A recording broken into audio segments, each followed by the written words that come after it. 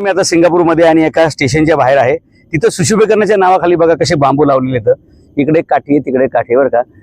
हा 3 बांबू लावलेले आहेत आपल्याकडे. म्हणजे असं छोटं जरी काम असेल ना तरी त्यासाठी निविदा काढ, टेंडर काढ आणि पालिकेच्या खिशाला बांबू लाव, नागरिकांच्या खिशाला बांबू लावणे हे आपल्याकडे कार्यक्रम चालतात. एकदम सिंपल केले बघा त्यांनी. एका झाडाला उभं करण्यासाठी 3 बाजूनी 3 काठ्याचा आधार दिलाय. कुठलेही टेंडर नाही, कुठलेही काय म्हणतात ना तसली ती खरेदीची लिलावाची प्रक्रिया वगैरे नाही.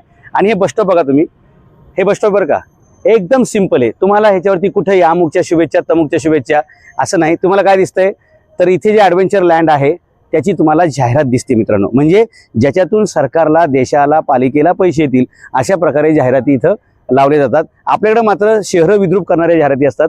पुढाऱ्यांची तोंड बघायची वेळ असते आणि ज्यांनी कसलीही प्रगती केलेली नसते आणि जे फक्त गुंडगिरी, दादागिरी, लोकांना दाबून ठेवणे हेच कामं करतात, अशा प्रकारच्या फक्त जाहिराती तुम्हाला प्रत्येक बसस्टॉप आपल्याकडे स्थानिक नेत्यांनी, पुढाऱ्यांनी, नवीन कार्यकर्ते, उमलते नेतृत्व, उगवते नेतृत्व, फुलते कार्यकर्ते, भटके भुले सगळ्यांची अशी तुम्हाला इकडे मुंडकी दिसतात. तुम्हाला कुठेही मुंडकं वगैरे काय दिसणार नाही. छानपैकी बघा साधं सिंपल असं हे बस स्टँड आहे त्यांचं. आणि तुम्हाला सांगतो सुविधा वगैरे असं, सुविधा म्हणजे काय असतं, फक्त लोकांना उन्हापासून, सावलीपासून हे दिलं पाहिजे, तुम्ही कव्हर दिलं पाहिजे, तेवढंच असतंय. हा रस्ता, हे फुटपाथ आणि हे बघा फक्त लोकांना लाईनशीर उभं राहण्यासाठी म्हणून ही जागा तयार केलेली आहे एवढी.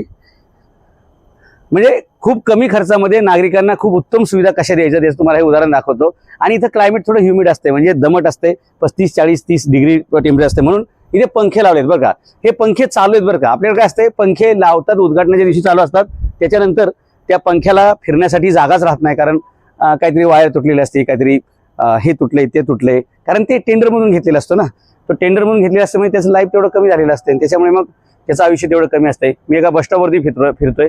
तुम्हाला दिसेल एकदम साधं बसस्टॉप आहे. फक्त वर पावसापासून लोकांना संरक्षण व्हावं एवढीच अपेक्षा, आणि लोकांना गरम होईल म्हणून पंखा दिलेला आहे.